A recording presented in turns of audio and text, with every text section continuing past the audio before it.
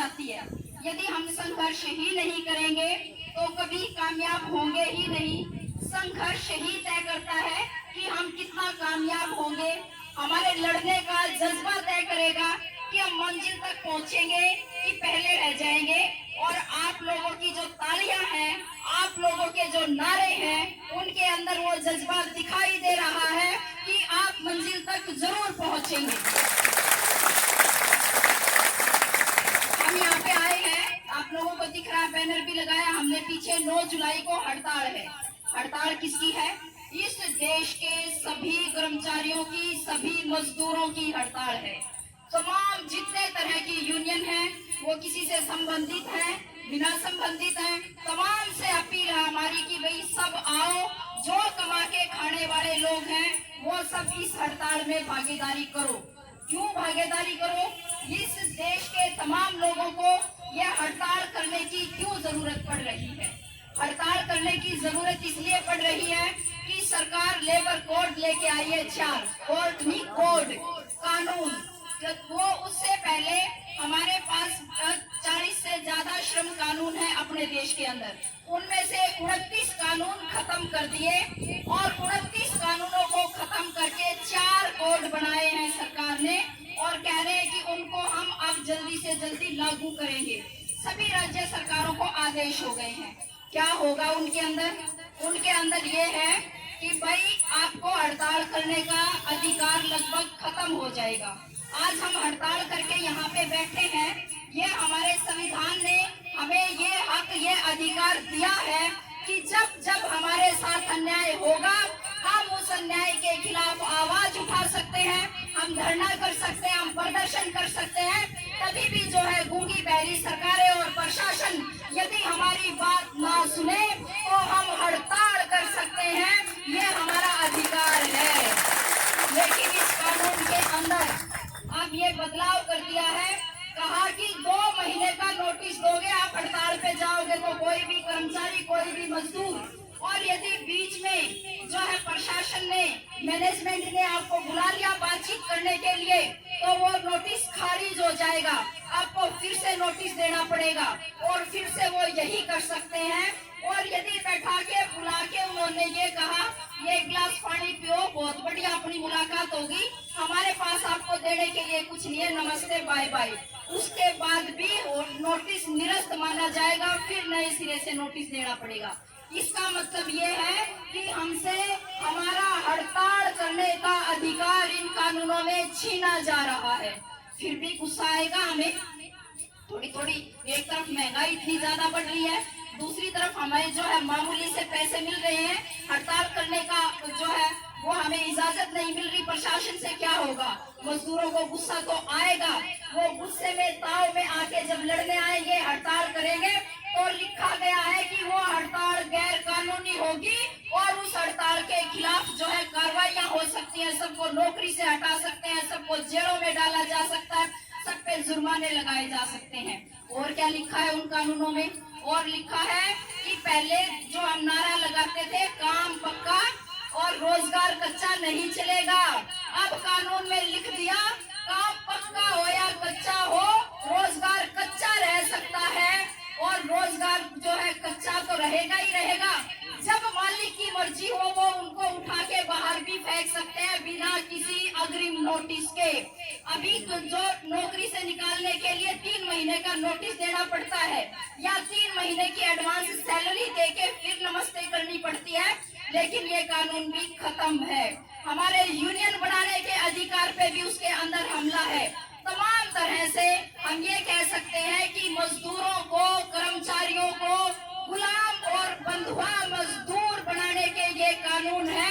हम इन कानूनों का विरोध कर रहे हैं और इन कानूनों के खिलाफ 9 जुलाई को हड़ताल होने जा रही है पूरे देश के अंदर। अब ये क्यों बंधुआ बनाना चाहती है सरकार? कंपनियां विदेशी आ रही हैं, हम देख रहे हैं, मोदी जी जा के भी बुला के ला रहे हैं। हमने यहाँ रोहतक में देखा, आइसिन कंपनी थी, उनके मजदूर जो केवल यूनियन बनाना चाह रहे थे, यूनियन बनाने के नाम पे मजदूरों को बाहर निकाल दिया। बाहर निकाला 9 को, बाकी सबने कहा 1000 मजदूर थे कि भाई इन लोगों को बाहर निकालोगे तो हम सारे 1000 बाहर रहेंगे। और जापानी मालिक, हिंदुस्तानी सरकार, यही बीजेपी की सरकार थी जो रुकवे कि हम राष्ट्रवादी हैं, वो सारे 1000 मजदूर बाहर बैठ गए और मालिक ने दूसरे दरवाजे से नए 1000 भर्ती कर लिए और उन सब लोगों को उठा के जेलों में डाल दिया, कर दिया, उनका कुट कर दिया, जाओ जहाँ जहाँ के हो आप वहाँ जाओ, नई नौकरी ढूंढो, खत्म। ये है तरीका जो और उसको अब कानूनी बना रहे हैं। पहले तब तक तो भी कानून थे देश के अंदर, यदि तब वो ऐसा कर रहे हैं तो अब क्या करेंगे। 8 घंटे काम का कानून, ये 8 घंटे काम का कानून कोई ऐसे ही थोड़े हमें हासिल हो गया था। 1886 में शिकागो से लड़ाई शुरुआत हुई थी, मजदूरों ने अपने सीनों पे गोलियां खाई थी, शहादतें दी थी। उसके बाद हमने अंग्रेजों के साथ लड़ाइयां लड़ी थी। भगत सिंह जैसे हमारे जो क्रांतिकारी थे, उन्होंने असेंबली में बम फेंका था। किस बात के खिलाफ फेंका था? ट्रेड यूनियन डिस्प्यूट बिल और पब्लिक सेफ्टी बिल के खिलाफ। वो यही कानून थे जो अंग्रेज हमारे ऊपर तब लागू करना चाहते थे और भगत सिंह ने कहा था कि ये कानून यहाँ नहीं चलेंगे, बैरों को सुनाने के लिए धमाका करना पड़ता है। हमारे ऐसे कितने लोग शहीद हुए, फांसी के फंदों पे चढ़े, गोलियां खाई, आज तब जाके हमें 8 घंटे काम का अधिकार मिला था। आज इसको भी बदल दिया गया है। अब सरकार कह रही है काम के घंटे 12 होंगे, तनख्वाह आपकी यही रहेगी, आपको इसी तनख्वाह में 12 घंटे काम करना पड़ेगा। मालिक मैनेजमेंट सरकार चाहेगी तो ये काम के घंटे 14 भी हो सकते हैं। मतलब आप सुबह 8 बजे यदि नौकरी पे आओगे तो 8 से पहले तो आपकी छुट्टी बिल्कुल नहीं होनी और रात को 10 भी बजा सकते हैं, तो कोई इंसानी जीवन नहीं रहेगा। ये कानून है। इन कानूनों के खिलाफ आज पूरे देश के अंदर हम तैयारियां कर रहे हैं हड़ताल की, 9 जुलाई की। आपको भी न्योता देने आए हैं। आपकी हड़ताल तो चल रही है, आप यहाँ धरना रोज लगाते हैं, लेकिन 9 तारीख को जो आप धरना लगेगा वो सभी मजदूरों के साथ, सभी कर्मचारियों के साथ हम आपको न्योता दे रहे हैं। मानसरोवर पार्क में लगाओ आप 9 तारीख को धरना, हम सबके साथ। और बहुत खूबसूरत बात होगी, ये बहुत अच्छी बात हो जाएगी कि 9 तारीख से पहले आप सब अपने काम पे चले जाओगे, आपकी मांग पूरी हो जाएगी, तो भी आप 9 तारीख को फिर भी इस हड़ताल को ज्वाइन करना। ये मैं अगला न्योता दे रही हूँ आपको। अब बात विनोद ने कहा था भाई मजदूरों का टेम्पो पलट गया कल, हम थोड़े मजदूर से ऊपर हैं।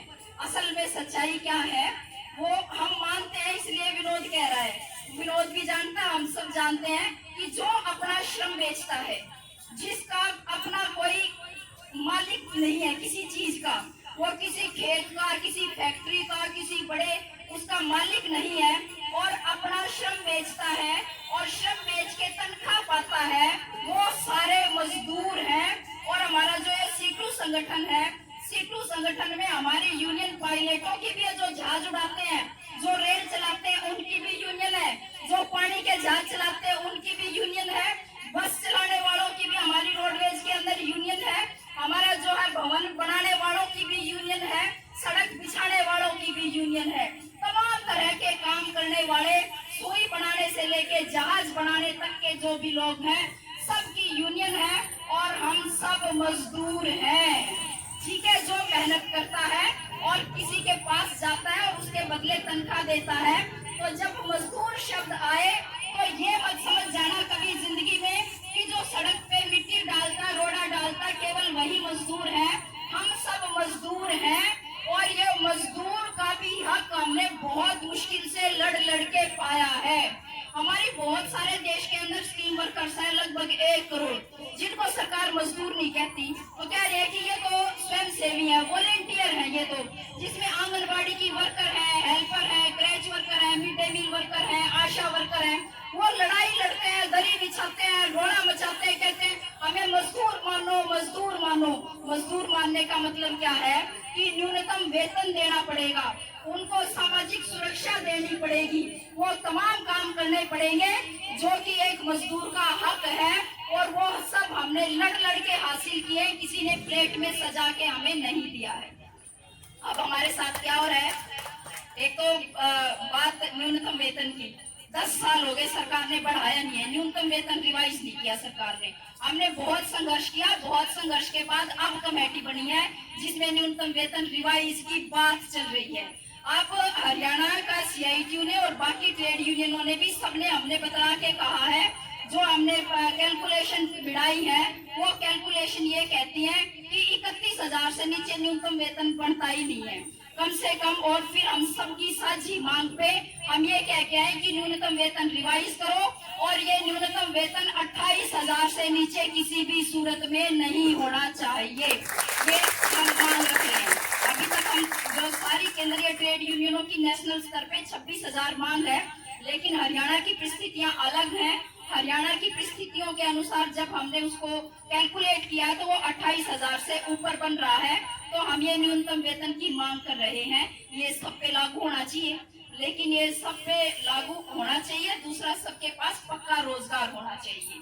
तो ये जो कौशल विकास निगम है जिसकी आप मांग कर रहे हैं, सब हम आपकी मांग का विरोध नहीं कर रहे हैं, ठीक है। क्यों ठीक है? आपकी एक तरह से आपके अनुसार वो इसलिए ठीक है, आज आप ठेकेदार के हो, पीड़ित हो, ठेकेदार आपसे जी करता वैसे काम लेता है, ठेका रिन्यू करता जब पैसे भी मांगता होगा और जो है वेतन में भी फर्क होगा। जो कौशल विकास निगम में गए उनका वेतन में थोड़ा बहुत फर्क होगा, कुछ डांडी क्योंकि ठेकेदार मारता होगा बीच में, इसलिए फर्क है वो, अन्यथा तो बराबर होना चाहिए।